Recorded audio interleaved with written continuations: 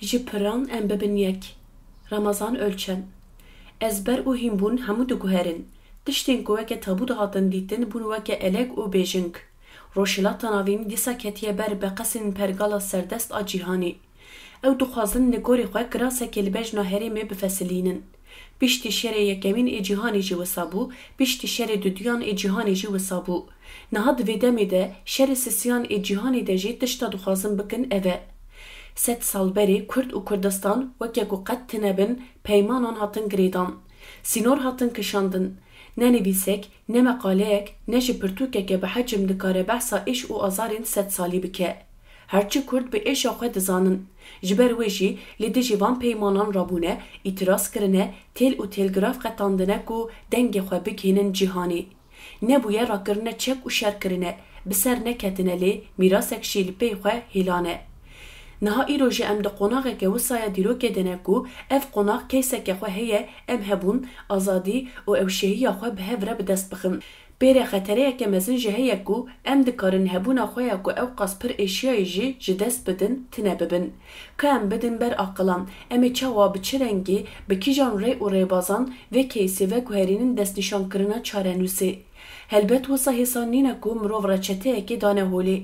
Ji peymana qesrî şîrin pirseke hema bêje 400 salî li ber me ye ku ev zêdetirî 100 sale hîn kurtir û hişkegirêktir bûye. Dema ku mirov mahiyeta pirsgirêkê sedemên pirsgirêkê rast dane holê, mirov dikare li gorî wê li çareseriyên maqûl jî bigere ku maliyeta wê hem di warê manewî hem jî di warê maddî de kêm be ji bo gelê me. Ev aliyekê meseleyê ye. Aliyekê din ê ku mirov li ser bifikire bi qeneata min sedema têkçûna rabûn, raperîn, serhildana li hemberî vê çarenûsa reş e. Pirs zelal e. Em çima têkçûn? Sedemên têkçînên xwe em bi awayeke xurt û durist analîz nekin, jê dersan dernexin wê dîrok ji bo me tim tekerrür bike. Vî zemanî nabe ku em hema wisa bi çend gotinên ezber rabin bêjin dinya li me bû yek, dijminên me bêexlaq û dirinde bûn, em feqîr û perîşan bûn, filan û bêvan.